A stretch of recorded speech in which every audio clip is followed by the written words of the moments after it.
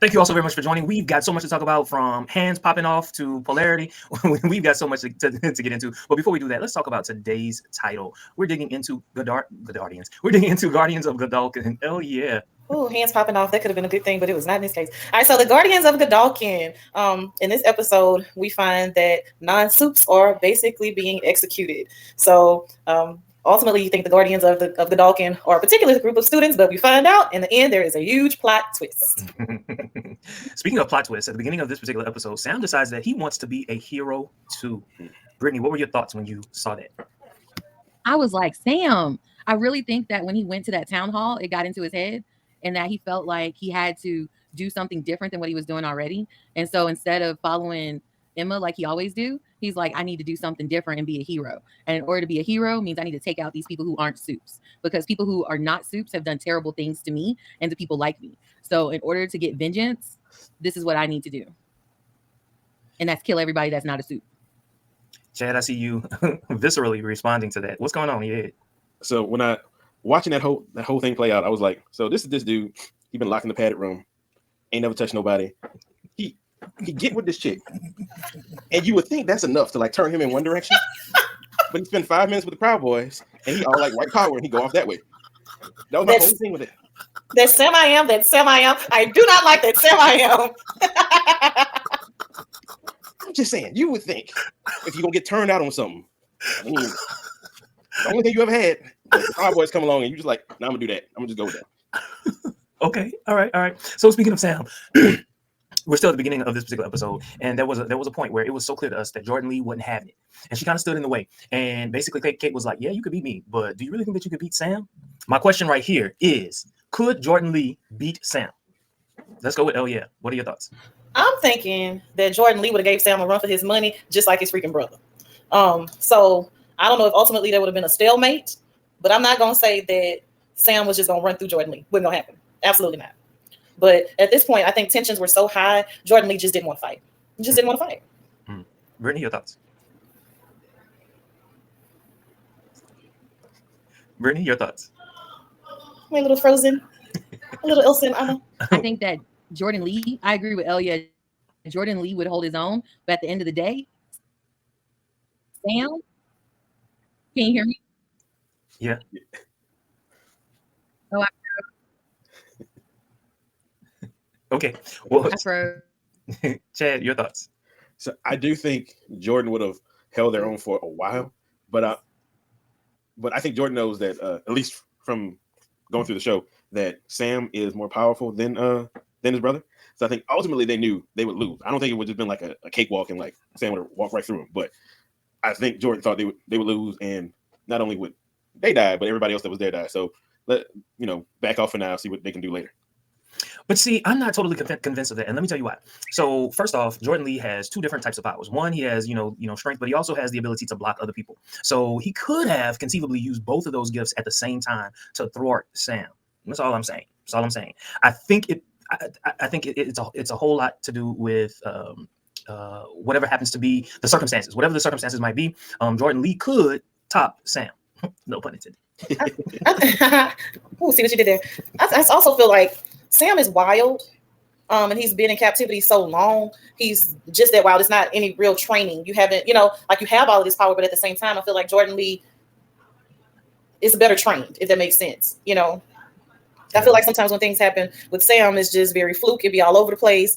It's just messy. But Jordan Lee is ultimately a fighter. Okay. All right. Well, still at the beginning of this particular episode, Marie decides that they're going to stop Kate and Sam. And that kind of sets this entire episode along. But in another scene, we learn about polarity. Elia, do you want to set that up for us? So, in this scene, it was very real for me. A father on his sick bed talking to his son. And then you incorporate, of course, the power into it. But I don't think I hated polarity any less, if it makes sense. I know it sounds so bad. It's so bad. But at any rate, ultimately, he's trying to get Andre to understand, like, hey, I did this at the end of the day for my family, for you. When it's all said and done, I want you to take on the polarity suit. I still want you to be a suit. Even though his power is killing us, I still want you to do what you need to do for your family. So it's just, he kind of gives him this seemingly to me impossible charge, because you have this power, but it's killing you. In addition to that, he also tells Andre, call my publicist, get my publicist to bring the suit. You're going to now wear the suit, and your family is depending on you. It's kind of it's almost like something that you tell someone. So you know that your dad is possibly in their deathbed, and they're telling you you have to do this. Man, I don't know about y'all. If you've ever been in that particular situation, that becomes your world. That becomes how you see things. Like, forget everything else. This is my reality. And I guess my question to you is, in this moment, do you think that Andre is going to, even though he knows that, the more he uses this power, he might, slowly kill himself? Is he going to be the new polarity? Chad. Before you said all that, I really felt Andre would, like, I thought he would like take the suit, but would like hesitantly do a little bit here and there. But when you put it that way, and that's a pretty powerful situation to be in. Yeah, I think he might just ignore what he knows is going to come down to honor his father's wishes, at least at that moment. Maybe he'll think about things after a while, but I think in that moment, yeah, he's going to be wrapped up in what his dad is telling him and what his dad's asking him to do, even though he knows that nothing good is going to come of it in the end. Oh, yeah.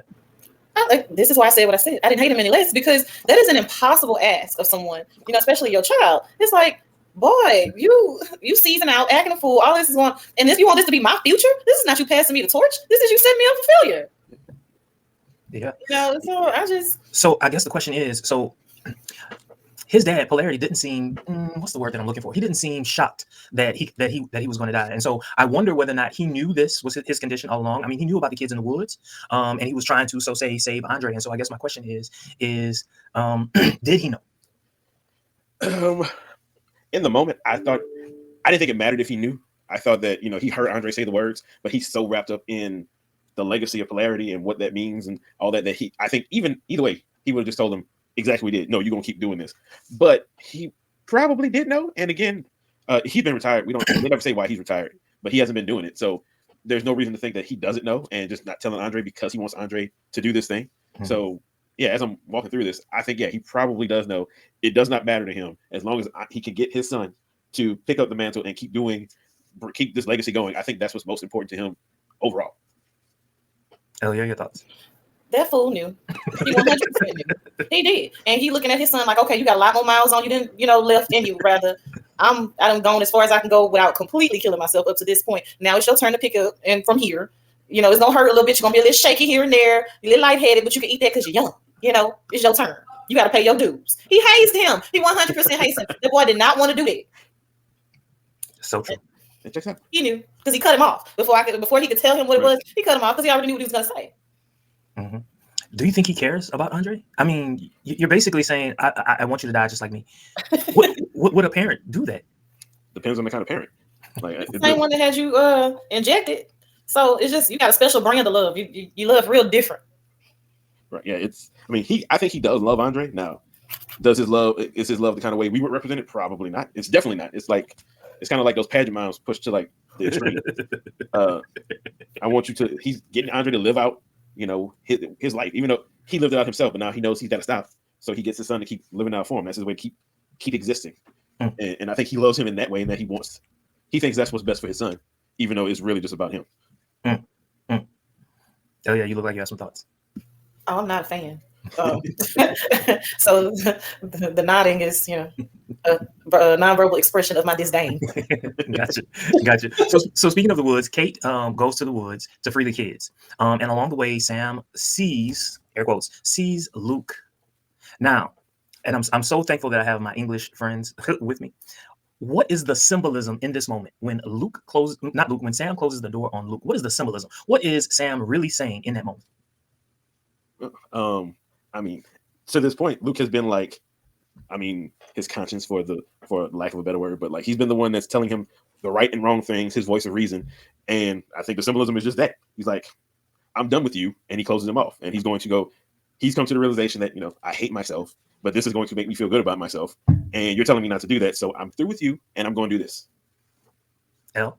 It's very overt. He's drawing a line in the sand at this point. I'm awake. I'm off all of these medicines that they've, put in my body, and I might still be seeing it. So he makes a very conscious decision to close off the voices. So, okay, I'm up now, and I'm showing up as whoever I want to be, not who y'all are telling me to be. So I'm seeking out justice, even if I have to kill them all. That's who I want to be. Okay. All right. Speaking of killing them all, so Kate decides that she's going to rally the troops, and she decides to rally the troops after they see, I forget this particular character's name, but basically this particular character has been injected with all of those whatever that spreads the disease. And again, this colors Kate's perception of the situation, even though she knew this was happening, right? She knew this was happening, and I guess just to see that visual of that person emotionally, what's happening with Kate, Elia? Kate has become much like Sam, awake. Shetty is out of her ear, so she's no longer being manipulated by her. She's not taking all of those medicines, so she's taking everything at face value. This is what you are doing. Y'all are awful people, so I'm going to be your reckoning. Chad? She just becoming a problem. Like, I'm going to go ahead and say it. She a problem. Yeah, she a problem. She a problem. Like, Watson, you've been saying since like the second episode, this bitch problem. And this bitch problem. And like I guess in like the worst way, because now it's like she ain't got to touch you to mess with you. She don't care about the popping the little blood vessels in the eyes. She just completely wilding out. And you see in just a few hours, she just decided to do that. All hell breaks loose. The bitch is the problem. Speaking of wilding out, we find out that Jeff, the school publicist, was undercover all along. Hell yeah! So in a previous episode, you basically said that Kate was much older than she really is, but we find out that it wasn't Kate. Who was it, El? It's the news guy, the one that is part of, I guess, I don't know, want to be wrong and say like the PR team or whatever. He's always recording and got something going on. But you are sitting up here, special ops, and you done pop somebody's head, like you done sprung into action, but hey, you got your 2 big change. Me showing my country nature right there. You really did. It was instant too. By the way, like out of everyone on campus, he's the only one that looks like he's 35 going on 45. How is it that we didn't catch that? Look. I missed that part. What part? That little part. I don't know how I missed it, but I do not remember that little part. He's the one that Kate made go live. Oh, that dude. Yeah. Oh yeah. Yeah, that's messed up. So how many undercover students are there on campus, do we think? Oh, they gotta have a bunch. For the people that are in charge of that place and how they feel about those kids, they gotta have a bunch. They can't, because them kids be wilding out just on a regular Tuesday. Mm-hmm. They gotta have a bunch to be like, okay, if it really pop off, we can at least contain it to here. Mm-hmm. And then what happens, we'll call him the guy we need to call in, and he'll clean all this crap up. Mm-hmm. Mm-hmm. That kind of reminded me, that particular scene, it reminded me of LSU. So I must have been, I don't know if I was a junior or a senior at LSU at that particular point, but basically I realized that the CIA is on certain college campuses. And because of the size of LSU and the type of research that LSU does, there had to have been a lot of CIA agents on campus. And when I took Latin, we had to take that particular class in the physics building. It was old, Chad. I don't even know if you knew about it. I can't think of that building. Well, we had to go into that classroom, and I just remember looking like all the time. Who's spying on me? Who's spying on me? Anyway, after confronting Sam, what's her name? Cricket. What's Cricket's real name? Emma. After confronting Sam, Emma spontaneously gets small, and I remember, I think you wanted to talk about that.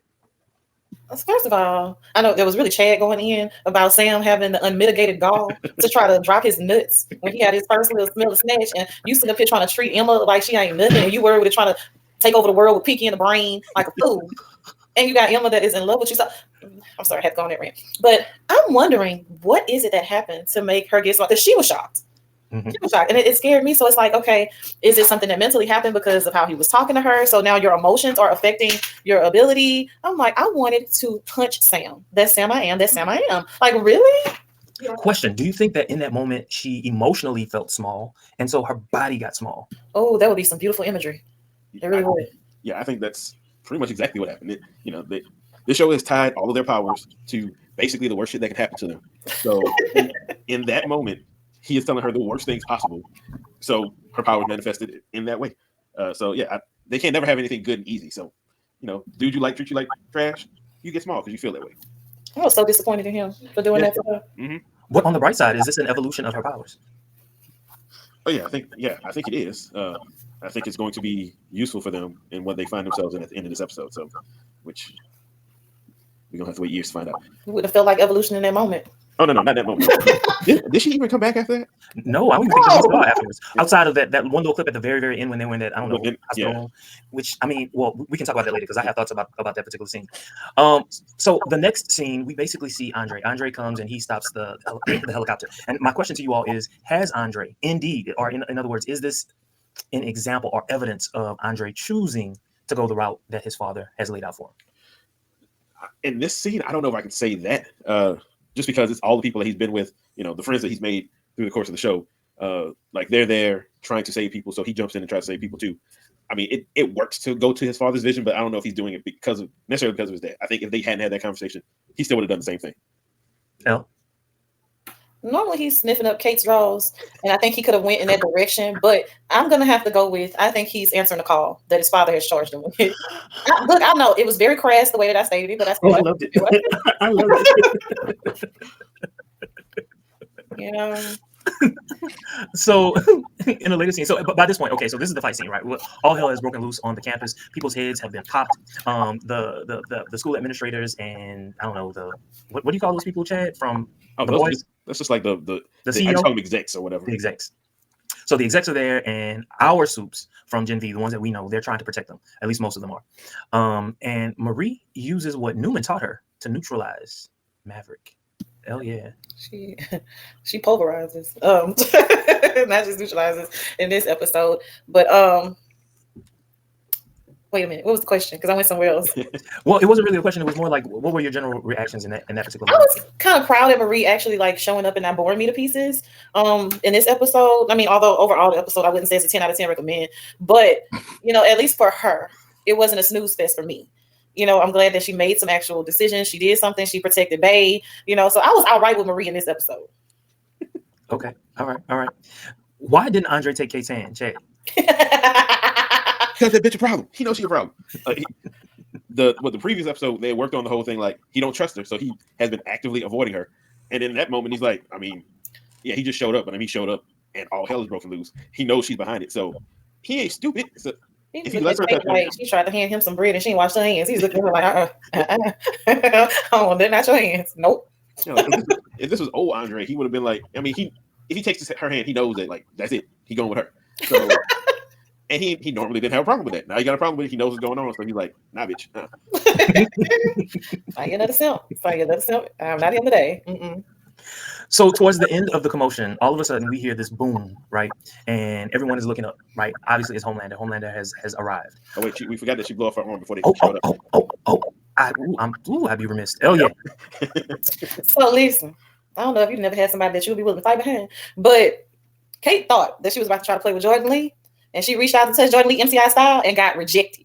Okay, you might not know what MCI is. Google it. It's a little old age, but you have to reach out and touch, and you got rejected because Marie said not today. Not today. Didn't have to touch you. Okay, didn't even have to cut my hand and do it. Don't touch Jordan Lee. So she essentially maims Kate for trying to touch Jordan Lee at all. And I thought it was absolutely beautiful and well done. I thought it was. To me, I mean, it may have seemed very gory to everybody else, but to me, it was the perfect love story. But two star-crossed lovers, then a hater, trying to infiltrate. Listen, it was a love story for me. It really was. And there just happened to be bloodshed. Okay. That's what we call the bloodshed? So somebody left the scene with one less appendage. The takeaway is, don't touch what's mine. The personification of fuck around and find out. That is fair. That is fair. Okay, all right. So Homelander shows up, and I guess my question is, why does Homelander blame Marie for what happened, Chad? Oh, that's all about what Homelander's all about now. After but the last season of The Boys, he's all about. I mean, the Boys has no subtext; it's all straight text, and Homelander is straight up blonde hair, blue eyed Aryan Nation dude, and in this instance, the Aryan Nation is all the soups. So he's all about, in his mind, he's all about protecting his people, like who he's like. So when he shows up and she's blown up Kate's arm, and he's like, "Why are you harming people like yourself? Because we it shouldn't be us. Blow them bitches up." Because at the last season of The Boys, he just straight up blew up somebody in the crowd. That's his MO now. So this is a cause he can get down with, and he knows he's Homelander. He knows Vaught's scared of him, and they can spin it the way he wants. So it fits with how he's been built through that show to this point. So if you hadn't seen that show, you don't know anything about Homelander, you might wonder why, but they brought him to this point where he basically sees himself as, the representation of all supers, and everybody else, ain't really work much. Well, yeah, Chad, like I thought you were gonna go there because you did go there before we started taping. You didn't say it this time, but is this some racist bullshit? Hell yeah. All the people that was a part of this little coup. Mm. You came from Marie. Mm. Again, there is no subtext. It's only text. All the white people on that side, all the other people on this side, and he shot came back. down like one of the good old boys with that bullshit. Except for Emma. Except for Emma. Why did they get? And we didn't see Emma in any of that. So how is it that Emma ended up in the room with them? That was the question that I had. Oh, just they at that point, I just figured they rounded up everybody that they knew with them. It's only like 4 of them anyway, so it's quick cleanup. And it's probably because we didn't say when the execs were running, they were calling random suits like, if you take them out, we put you on the 7.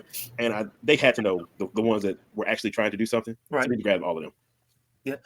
And I don't know. So I was like, okay, all right, I get Homelander. I get that they're afraid of Homelander. And maybe what the CEO is trying to do is trying to protect them by putting them, in this place that nobody can get to them. Maybe that's her way of trying to protect them. Because I don't get the sense that she's racist. I don't get the sense that she means harm to anyone unless they cross her. And I've got to assume that in her mind, she's thinking, these people actually saved my life. And it wasn't you, Homelander. You didn't save my life. So what's happening? What's happening right here? All right. So I think the current CEO's name is Ashley. Ashley, I don't think she's not racist. She does know what they do that's messed up. But Ashley started off as like an assistant. Publicist. Yeah. Yes, publicist, and now she's all the way to CEO. Why? Because Homelander put her there because he knew she was scared of him, and so whatever he was going to do, she was going to let him do because she knew all the things he could do to her, and she didn't want no part of that. So when you get these 4 at the end, this ain't nothing about protecting them. Nothing. It's all about he don't like y'all. Y'all lucky he ain't kill y'all. Y'all sitting there until they figure out what the hell they gonna do with you. But it ain't. There's nothing benevolent about it. So I have a question. Do we think that perhaps this is Newman? Newman might be enough because of her position. She might be enough to say, okay, you can't kill him. But that's probably as far as it'll go. Oh yeah, your thoughts? I was surprised Newman didn't show up in this episode after that grand display at the end of the previous episode. And with all of this mayhem happening, I was surprised that she didn't make an appearance in this episode. I'm just wondering how much power she does have. You mean political power? Yes, as far as politics goes in this situation, like she wasn't one of the people called when all of this was happening. So she has a good deal of power. She had more when Giancarlo Esposito's character was in charge of art because they were basically working angles the same way from different places. But now that he's gone, that kind of diminishes some of that power. But she still has her status as potential VP, and she ran the department with the like Butcher and all them, the ones that are trying to kill the Supes in The Boys. She ran that department, and she's done everything she's done like behind the scenes. It's like all the underhand stuff. So she has enough power to like do some things, but she can't do as much as she used to. And there's certain things she's not going to do because she doesn't want to give away. Like her big secret is that she's a Supe. Nobody knows that except for like 3 or 4 people at this point. So I have a theory. I have theories. I have a theory that last scene where we saw Andre, Emma, Marie, and Jordan Lee, my theory is that they were in Kate's head. Because there were no walls or anything. Because it was like everybody's just super chilling. Like, Chad? That's a good thing. I like it. I mean, it explains the biggest thing that stood up to me was she said there's no door. And for some reason, I'm just like, well, how the fuck you put them in there and how you take them out? So if there's no door, that would track because, you don't need it in her mind.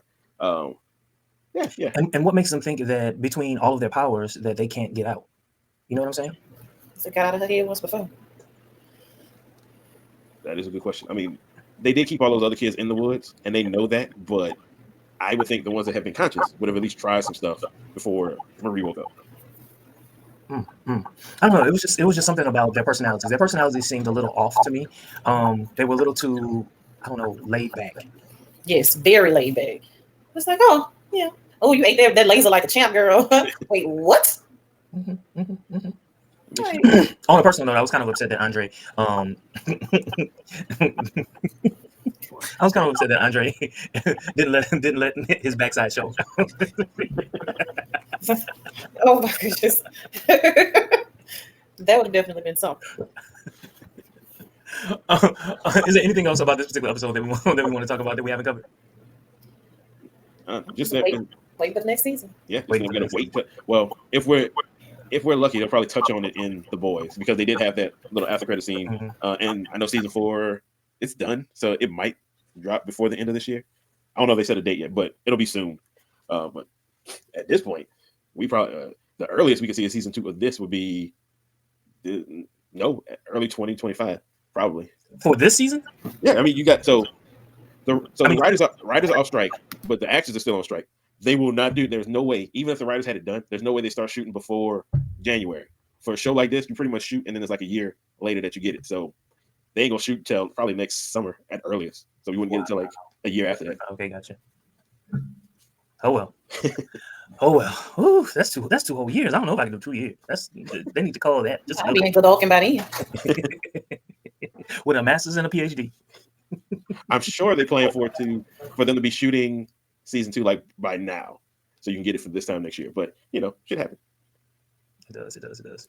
All right. Well, thank you all so very much for joining us. As always, don't forget to hit the subscribe button, click on the like button, share us on all your social media, nibble on the notification button, and make love to our senses in the comments. Until next time, see you.